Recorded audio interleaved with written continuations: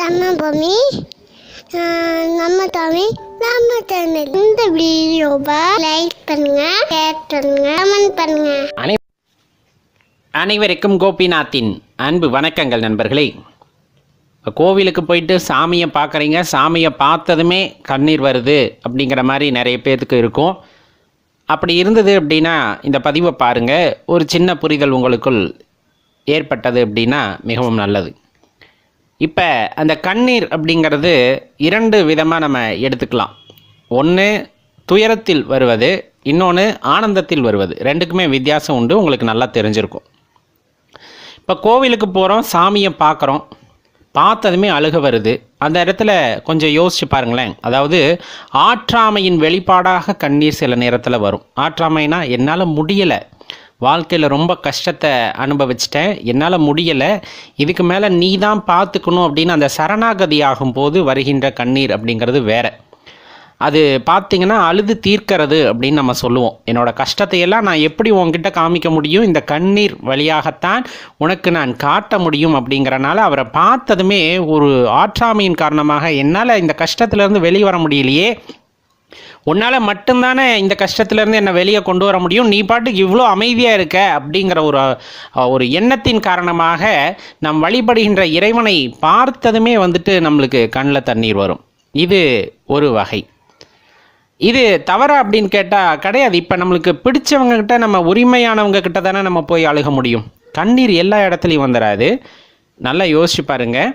கண்ணீர், உண்மையான அந்த கண்ணீர், துன்பத்தை வெளிப்படுத்துகின்ற கண்ணீர் எல்லாத்துக்கு முன்னாடி நம்ம அழுக மாட்டோம், வைராகியமாக இருப்போம். நமக்கு பிடித்தவர்கள், நமக்கு ஒரு உரிமை உள்ளவர்களை பார்த்தா தான் அவங்கக்கிட்ட சொல்லி அழுகணும் அப்படிங்கிற அந்த ஒரு எண்ணமானது வரும். அப்படித்தான் நம் இறைவனையும் பார்க்கின்றோம். நம்ம ரகசியங்களை, நம் மனதில் உள்ள துன்பங்களை சொல்வதற்கு ஒரு நம்பகத்தன்மை உள்ள ஆள் அப்படின்னு பார்த்தோம் அப்படின்னா, அல்லது அந்த கடவுளை நம்பகத்தன்மையான நபராக பார்ப்பதால் தான் நீங்கள் அந்த இறைவனை பார்த்ததுமே அழுகை வருகிறது. இதே இன்னொரு வகையில் ஆனந்தத்தின் வெளிப்பாடாக வருவது. ஆனந்தம்னா பார்த்ததுமே ஒரு சந்தோஷம் வரும் இல்லையா, அந்த சந்தோஷத்தின் வெளிப்பாடாக கண்ணீர் வருவது. அதுக்கு வாய்ப்பு இருக்கா அப்படின்னா கண்டிப்பாக இருக்குங்க. இப்போ இந்த ஆனந்தத்தின் வெளிப்பாடு, ஆனந்த கண்ணீர் அப்படிங்கிறத நீங்கள் கடவுளை விட்டுட்டு நம்ம இயல்பான வாழ்க்கைக்கு பாருங்களேன். நம்ம ரொம்ப எதிர்பார்த்த ஒரு விஷயம் நமக்கு நடக்கும்போது கண்டிப்பாக அந்த கண்ணீர் நம்மை மீறி வரும். நான் நினைத்தது நடந்து விட்டது, ரொம்ப உச்சகட்டமாக நீங்கள் நினச்ச ஒரு விஷயம் நடந்துருச்சு, உங்களை மீறி அந்த கண்ணீர் வரும். அதே போல் ஒரு நபரை நீங்கள் ரொம்ப எதிர்பார்த்துக்கிட்டு இருக்கீங்க, அந்த எதிர்பார்த்த நபர் உங்கள் கண்ணு முன்னாடி திடீர்னு நிற்கிறார் அப்படிங்கும்போது உங்களை மீறி ஒரு அழுகை, அது அந்த ஆனந்த கண்ணீராக வெளிவரும். அதே போல தான் ஆலயத்துக்கு நம்ம போகிறோம், இறைவனோட தரிசனத்துக்காக ஆலயத்துக்கு போகிறோம். அந்த ஆலயத்தில் போனதுமே அந்த தரிசனமும் கிட்டுகிறது. அங்கே இருக்கக்கூடிய இறை சக்தி, அந்த சூட்சமம் அப்படின்னு சொல்லக்கூடியது. நம்ம அதை என்ன சொல்கிறாங்கன்னா, இப்போ எனர்ஜி அப்படின்ட்டு சொல்கிறாங்க இல்லைங்களா, அதை நாங்கள் எப்படி சொன்னாலும் சரி, நீங்கள் அந்த இறை ஆற்றலை உங்களால் உணர முடிகிறது. அந்த இறையாற்றலை உங்களால் உணர முடிகிறது அப்படிங்கும்போது அது உடலில் ஒரு சிலிர்ப்புத்தன்மையை உண்டாக்கும். அந்த சிலிர்ப்புத்தன்மையோடு சேர்ந்து ஒரு ஆனந்தமானது உங்களுக்குள்ளே ஏற்படும். அந்த பரவச நிலை ஏற்படும் பொழுது உங்களை அறியாமல் கடைக்கண்களில் நீர் வரும். அந்த ஒரு ஆனந்தத்தின் வெளிப்பாடாக ஆனந்த கண்ணீரானது வெளிப்படும். இது எப்படின்னா, உணர்ந்து கொள்ளும் போது தான். எனக்கு உரிமையானவனை நான் பார்த்து விட்டேன், நான் எதிர்பார்த்த அந்த நபரை பார்த்து விட்டேன் அப்படிங்கும்போது வருகின்ற இயல்பான கண்ணீரானது, இறைவனின் மீது நீங்கள் அதீத பற்று வைத்திருக்கிறீர்கள், அவர்களை சரணாகதி அடைந்திருக்கிறீர்கள் அப்படிங்கும்போது இறைவனை பார்க்கும் பொழுது, அவரை உள்ளார உணர்ந்து கொள்ளும் போது, நீங்கள் போகும்போதே அவரை பார்க்கும்போது ஐயா அப்படின்னு சொல்கிற அந்த நிமிடம், அம்மா அப்படின்னு கூப்பிட்ற அந்த நிமிடம், உங்கள் வாயிலிருந்து வார்த்தை வருகிறதோ இல்லையோ, கண்ணிலிருந்து நீர் அருவியாக கொட்டி அந்த உடல் முழுவதும் நனைகிறதுனா உங்களோட அன்பு அந்த இடத்துல தூய்மையானதாக இருக்கிறது அப்படிங்கிறத தெரிஞ்சுக்கணும். அதெல்லாம் கொடுத்தற்கு அரிய அல்லது கிடைத்தற்கு அரிய வரம் அப்படின்னு சொல்லலாம். இறைவனை பார்த்ததுமே அப்படி கண்ணீர் மல்கி நிற்றல், காதலாகி கசிந்து கண்ணீர் மல்கி அப்படின்னு சொல்லுவாங்க. அப்படி அந்த கண்ணீர் அப்படி பெருகும் கண்ணில். அப்படி அந்த கண்ணீர் பெருக்கத்தோடு இறைவனை பார்க்கும்போது வேண்டதுக்கு ஒன்றுமே இருக்காது. உன்னை பார்த்துட்டேன், உன்னை உணர்ந்துட்டேன், இதுக்கு மேலே உன்ட்ட என்ன கேட்கணும்? உன்னை பார்த்துட்டேன், உணர்ந்துட்டேன், உன்ட்ட என்ன கேட்கணும்? அப்போ தான் அந்த இறைவனுக்கும் நமக்குமான அந்த பிணைப்பானது அதிகமாக இருக்கிறது அப்படிங்கிறத உணர்ந்துக்க முடியும். இல்லை சாதாரணமாக கோவிலுக்கு போகிறோம், எல்லாத்து கண்ணிலையும் தண்ணி வருதா? எல்லாம் ஏதோ ஒரு காரணமாக கோயிலுக்கு போகிறாங்க, வேண்டுறாங்க, அவங்க கண்ணிலெல்லாம் தண்ணி வராது.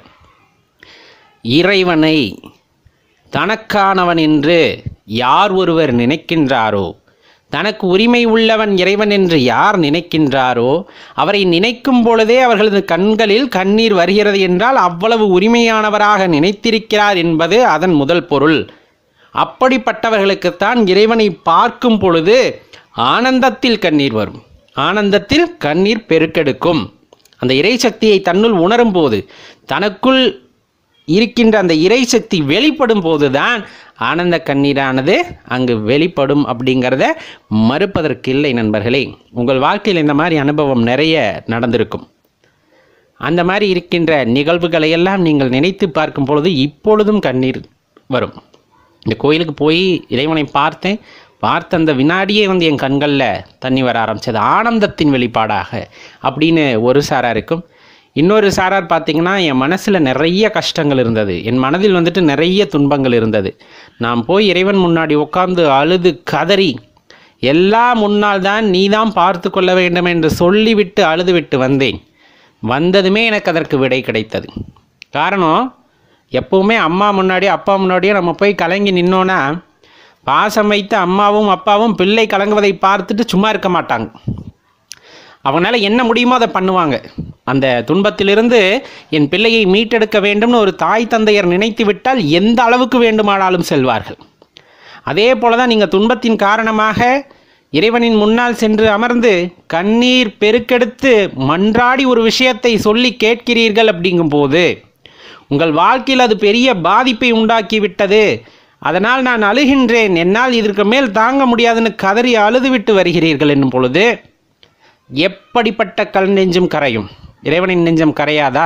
அந்த வகையில் நம்ம அப்படி போய் அழுகிறோம், நம்மளோட கஷ்டத்தை சொல்லி அழுகிறோம். அப்படிங்கும்போது அந்த வேண்டுதலுக்கு இறைவன் செவி சாய்ப்பார், அந்த வேண்டுதலுக்கு இறைவன் செவி சாய்ப்பார். ஒரே ஒரு விஷயத்தை தெளிவாக தெரிஞ்சுக்குங்க, பேராசையின் காரணமாக வந்த பிரச்சனைகளுக்கு அல்ல, பேராசையின் காரணமாக வந்த பிரச்சனைகளுக்கு அல்ல. நீங்கள் அழ வேண்டும் என்றால் பேராசை இல்லாமல் இருக்க வேண்டும். உலகத்தோடு இணைந்து நீங்கள் செயல்படுபவராக இருக்கும் பொழுது இந்த இயற்கை உங்களுக்கு வேண்டுவதை அள்ளி கொடுக்கும். உங்களுக்கு என்ன பிரச்சனை வந்தாலும் இறைவன் தீர்த்து வைப்பார். ஆனால் உங்கள் மனசில் இருக்கக்கூடாதது இந்த பேராசை அப்படிங்கிற ஒரு விஷயம் மட்டும் எப்பவும் இருக்கக்கூடாது, அதை தெரிஞ்சுக்குங்க. அப்படி இருக்கும்போது நீங்கள் கதறி அழுது உங்களோட வாழ்க்கையில் ஏற்படுகின்ற துன்பத்தை இறைவனிடம் சொல்லி அழும் பொழுது அந்த துன்பத்தை போக்குபவராக இறைவன் அங்கு இருப்பார், உங்களுக்கு ஏற்பட்ட துன்பத்தை போக்குவார். இதுதான் அதில் இருக்கக்கூடிய சூட்சமம். இந்த தொகுப்பில் நம்ம என்ன பார்க்க போகிறோன்னா, சில பேர் கோயிலுக்கு போனால் உடனே அவங்க கண்ணில் தண்ணி வர ஆரம்பிச்சிடும், இல்லை சில பேர்த்துக்கு உடல் சிலிர்க்க ஆரம்பிச்சிடும். அது ஏன் அப்படிங்கிறத தான் பார்க்க போகிறோம். அறிவியல் பூர்வமாக அப்படிங்கிறத விட ஆன்மீக ரீதியாக அது ஏன் அப்படிங்கிறத நம்ம இப்போ சொல்லலாம். பெரும்பாலும் பார்த்திங்க அப்படின்னா நம்ம எல்லா கோவிலுக்கும் போகிறோம் வர்றோம், அதில் பெரிய மாறுதல் இருக்காது. சாதாரணமாக நம்ம எப்பவும் வேண்டிக்கிற மாதிரியே எல்லா கடவுள்கிட்டையுமே நம்ம வேண்டிப்போம், நம்ம மனசை ஒருநிலைப்படுத்துகிறோம், எல்லாமே இருக்கும். ஆனால் ஒரு சில கோவில்கள் மட்டும்தான் நம்மளோட நெருங்கிய தொடர்புடையதாக இருக்கும். பெரும்பாலும் நம்ம ஃப்ரெண்ட்ஸோ அல்லது நம்ம அம்மாவோ அப்பாவோ அல்லது நம்மளுக்கு நெருங்கிய உறவினர்களோ சொல்ல கேள்விப்பட்டிருப்போம், இந்த கோயிலுக்கு போயிட்டு வந்தேன்ப்பா, இந்த கோயிலுக்கு போயிட்டு வந்ததுக்கப்புறம் தான் என் வாழ்க்கையில் பெரிய மாற்றம் ஏற்பட்டது அப்படின்ட்டு சில பேர் சொல்லி கேட்டிருப்பீங்க. அது எப்படி மற்ற கோவில்களுக்கு போனால் கிடைக்காத மாற்றம் அந்த கோவிலுக்கு இருக்குது அப்படின்னு பார்த்தோன்னா, எல்லாருனாலையும் எல்லா இடத்துலையும் அந்த எனர்ஜியை ரிசீவ் பண்ண முடியாது.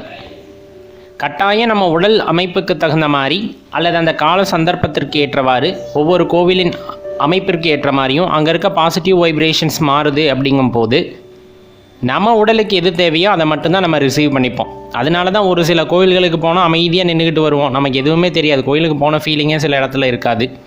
சில இடத்துல போனால் எதையும் நம்ம உணர்ந்த மாதிரி இருக்கும், யாரோ நம்மளை நெருங்கி நிற்கிற மாதிரியோ அல்லது உடல் சிலிர்க்கிற மாதிரி இந்த மாதிரி அனுபவங்கள்லாம் ஏற்படும். ரொம்ப எக்ஸ்ட்ரீம் கேசஸ் போகும்போது தான் நம்ம கண்ணில் தண்ணி வர ஆரம்பிக்கும். சரி, ஏன் அப்படின்னு பார்த்தோன்னா, பெரும்பாலும் இறையாற்றல் எல்லா கோவில்லையும் இருக்கும், பாசிட்டிவ் வைப்ரேஷன்ஸ் எல்லா கோவில்லையும் இருக்கும். நம்ம மனம் ஒருநிலைப்பட்டு இருக்கு, அதை நம்மளால் வந்துட்டு உணர முடியுது அப்படின்னா உடல் சிலிர்ப்பு ஏற்படுறது எல்லாத்துக்குமே உண்டான ஒன்று தான். சரி, கண்ணில் எப்படி ஏன் தண்ணி வருது அப்படின்னு பார்த்தோன்னா, அந்த ஆற்றல் அங்கே அதிகமாக இருக்குது, நீங்கள் உணர்ந்துடுறீங்க. உணர்ந்ததுக்கப்புறமா அந்த எனர்ஜி உங்களோட கனெக்ட் ஆகுது அப்படிங்கும் போது தான் உங்கள் மனசோட அது வந்துட்டு ஐக்கியமாகுது. உங்கள் உடலோட, உங்கள் சூட்சம உடலில் வந்துட்டு அந்த இறை ஆற்றல் வந்துட்டு தாக்கத்தை ஏற்படுத்துது அப்படிங்கும் போது தான் உங்கள் உணர்வை நீங்கள் இழந்துடுறீங்க. நம்ம அழுகணுன்னாலாம் அழுக மாட்டோம், பார்த்துக்கிட்டே நிற்போம், இறைவனை பார்த்துக்கிட்டே நிற்போம், அவரோட அழகில் மெய்மறந்து நின்றுவோம். அதுதான் அங்கே நடக்கக்கூடிய விஷயமே. என்னன்னா, நம்ம சூட்சம உடலை விட்டு நமது நினைவானது நீங்கி விடுகிறது. என் உடலை பற்றிய கவலையே அந்த இடத்துல இல்லாமல் ஆக்கிடுது. அப்போ அந்த இறையாற்றல் என்னுள் இறங்கும் போது என்னை அறியாமல் என் கண்ணிலிருந்து நீர் வர ஆரம்பிக்கின்றது. இதை பெரும்பாலும் அனிச்சை செயல்னு நம்ம சொல்லுவோம். நமக்கே தெரியாமல் நடக்கிறது. இந்த காலில் முள்ளு குத்துச்சுன்னா டக்குன்னு காலை எடுக்கிறது, கண்ணை சிமிட்டுறது. இந்த வகையில் பார்த்திங்கன்னா இந்த கண்ணில் தண்ணி வர்றது இது எல்லா கோவில்கள்லேயும் உங்களுக்கு நடக்காது. உங்களுக்கு விருப்பமான கோவில், நீங்கள் எதை மனசுக்கு நெருக்கமாக நினைக்கிறீங்களோ அல்லது எந்த இடத்தில் அதீத ஆற்றலை உணர்ந்தீர்களோ அந்த கோவிலில் தான் நடந்திருக்கும். பெரும்பாலும் அந்த கோவிலை வாழ்க்கையில் எப்போவுமே தவற விட்டுறாதீங்க. ஏன்னா அங்கே போய் வைக்கின்ற வேண்டுதலானது கட்டாயம் உங்களுக்கு நிறைவேறும். அதுக்காக ஒவ்வொரு தடவையும் போகிறப்ப எனக்கு கண்ணில் தண்ணி வரல அப்படின்லாம் நினைக்காதீங்க. ஏன் அப்படின்னா, சில நேரத்தில் நம்ம உடலானது சமநிலை இல்லாமல் இருக்கும், நம்ம மனதில் ஒரு குழப்பம் ஏற்படுத்தியிருக்கும். முதல் முறையாக நீங்கள் பார்க்குறீங்க அப்படிங்கும்போது உங்கள் கண்ணில் நீர் வருதுன்னா நீங்கள் அவங்களோட 2.5 கலந்துட்டீங்க, அந்த எனர்ஜி உங்களுக்குள்ளே இறங்கிருச்சுன்னு அர்த்தம். உங்களை வந்துட்டு எளிதில் அந்த எனர்ஜி அடைந்துடும் அப்படின்னு அர்த்தம். அதனால் அந்த மாதிரி கோவிலுக்கெல்லாம் போனீங்கன்னா கட்டாயமாக நீங்கள் மனமுருகி வேண்டிக்கலாம். உங்களுக்கு என்ன தேவையோ அந்த இடத்துல நீங்கள் கோரிக்கையாக வைக்க முடியும். அப்படி இருக்கும்போது கட்டாயம் அந்த இறைவன் வந்துட்டு அந்த திருத்தலத்திலிருந்து உங்களுக்கு நிறைவேற்றி வைப்பார் அப்படிங்கிறது தான் சொல்லப்படுறது. இந்த மாதிரி பலருக்கும் பல அனுபவம் இருந்திருக்கும். உங்களில் யார் யாருக்கு எந்த கோவிலில் இந்த அனுபவம் ஏற்பட்டிருக்கு அப்படிங்கிறத நினச்சி பாருங்கள். ஞாபகம் இருந்தால் எல்லாத்துக்கூடையும் கீழே கமெண்ட்டில் பகிர்ந்துக்குங்க. ஏன்னா அந்த மாதிரி கோவில்களுக்கு மற்றவர்களும் போவதற்கு ஒரு வாய்ப்பு கிடைக்கலாம். இறையாற்றலை உணர வேண்டும் என்று நினைப்பவர்களுக்கு அதுவும் ஒரு சந்தர்ப்பமாக அமையலாம் அல்லவா? அதனால் தான் கேட்டுக்கிறோம். உங்களுக்கு அப்படி ஒரு அனுபவம் ஏற்பட்டிருக்கு அப்படின்னா அது எந்த கோவில், எந்த ஊரில் இருக்குது அப்படிங்கிறத கீழே கமெண்ட் பண்ணுங்கள். மற்றவங்களும் அங்கே போயிட்டு முயற்சி செய்து பார்க்கலாம் அந்த இறை ஆற்றலை உணர்வதற்கு அப்படின்ட்டு தான் நம்ம வேண்டி விரும்பி கேட்டுக்கொள்கின்றோம். நம்ம தமிழ் நம்ம சேனல். இந்த வீடியோவை லைக் பண்ணுங்க, ஷேர் பண்ணுங்க, கமெண்ட் பண்ணுங்க.